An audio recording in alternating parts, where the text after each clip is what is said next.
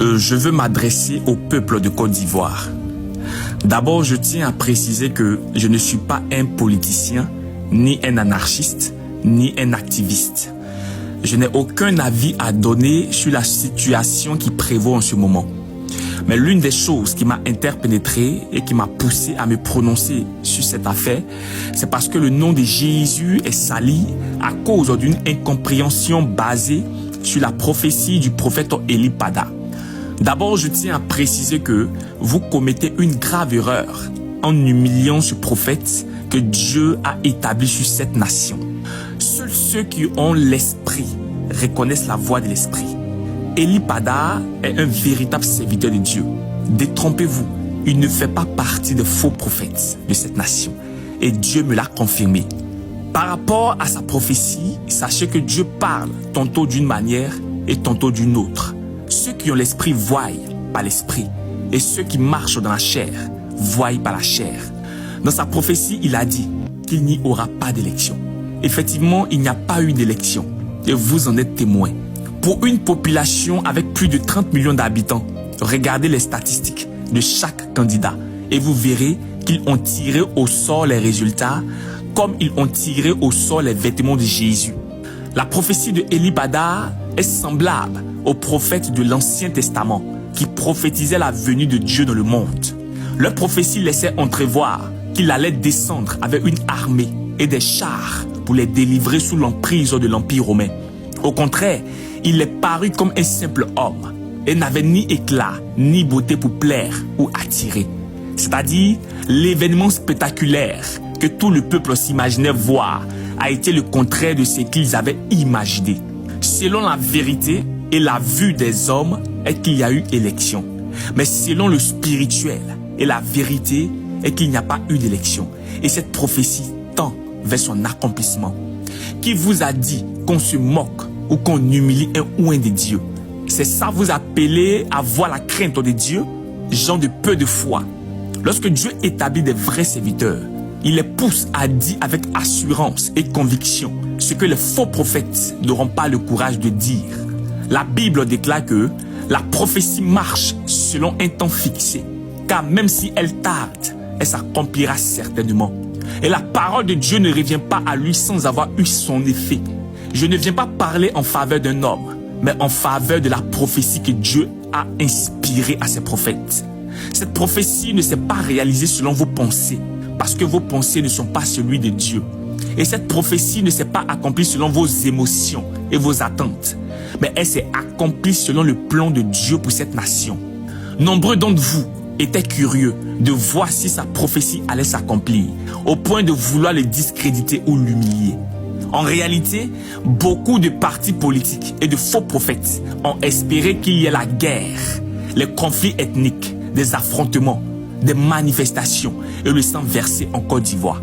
Et le message derrière chaque prophétie était que vous demeuriez dans la prière, la repentance, la sanctification et l'amour, afin d'éviter une crise ou le sang versé. Et cela s'est accompli. Donc nos prières étaient qu'il n'ait pas de mort comme les années précédentes. Et Dieu nous a exaucés. Dieu n'est pas un Dieu de désordre, mais il est un Dieu d'ordre. Qui vous a dit que le prophète Eli Pada vous a menti? Le problème est que tous les regards et les espoirs reposaient sur ce prophète. Or, pour éviter que la gloire revienne à un homme, Dieu a préféré accomplir les choses en sa manière, parce qu'il ne partage pas sa gloire avec quiconque. Vous êtes découragés et abattus, parce que vous avez focalisé votre esprit sur la parole d'un homme, et non sur le Dieu qui prophétisait à travers lui. Maintenant, écoutez-moi. Le plan véritable de Dieu est d'apporter une aide nouvelle et une stabilité parfaite pour cette nation. Le plan de Dieu est de faire un tri et un nettoyage afin d'établir l'ordre, la paix et la justice. La Bible déclare que le juste vivra par la foi. Mais à cause de ce qui s'est passé le samedi, certains se sont moqués de Dieu, certains se sont retirés, certains ont faibli dans la foi et certains ont eu à proférer des paroles injurieuses et ironiques. Si tu fais partie de ceux qui se sont moqués du prophète Eli Pada et plusieurs serviteurs, commence à te repentir, car la Bible déclare: on ne touche pas à mes oins. Dieu veut corriger ce peuple ivoirien. Et tous ceux qui se disent chrétiens, qui avaient un pied dedans et un pied dehors, Dieu vous a déjà remarqué. Tous ceux qui l'ont humilié et rabaissé, Dieu a déjà remarqué l'état de votre cœur.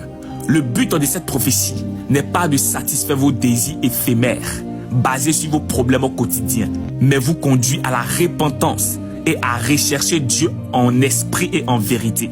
En vérité, je vous le dis, Dieu va surprendre le peuple ivoirien et vous saurez qu'il y a encore des véritables prophètes. Beaucoup seront effacés du plan de Dieu parce qu'ils ont agi avec ignorance. Beaucoup seront condamnés et jugés parce qu'ils ont jugé un oint de l'Éternel. La Côte d'Ivoire est en phase de l'accouchement et tous ceux qui ont été intègres, tous ceux qui se sont abstenus de toute injure et de toute moquerie, entreront dans la promesse que Dieu a faite à cette nation. Le plan de Dieu n'est pas de verser le sang des Ivoiriens ou s'aimer la terreur, mais d'apporter la paix, le changement et la stabilité. Abstenez-vous de juger un serviteur de Dieu, sinon vous risquerez d'attirer un châtiment sur vous. Le temps est arrivé pour cette nation où Dieu fera éclater sa gloire. Les voix de Dieu sont insondables et on peut entendre les bruits du vent, mais on ne peut pas connaître d'où il vient et où il va.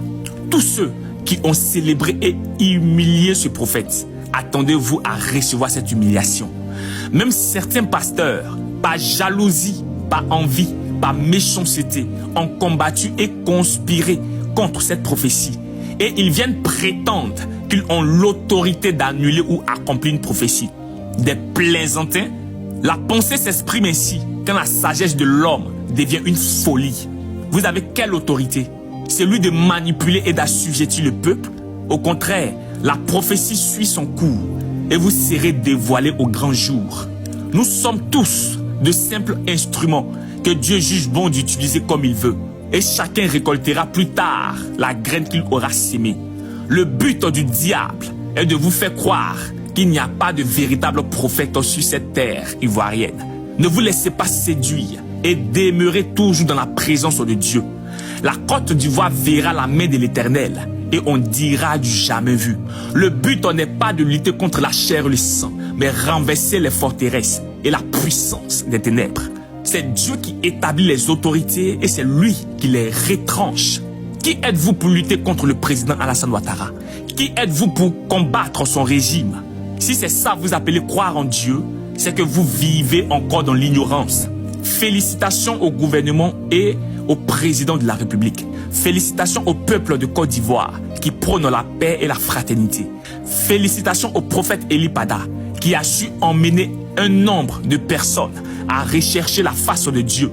Et grâce à lui, nous avons su qui marchent avec Dieu par intérêt ou qui n'ont pas l'amour pour le prochain. Retenez une seule chose. À Dieu la vengeance et à Dieu la rétribution. Ne garde pas ce message pour toi seul. Partage avec une âme et sois béni.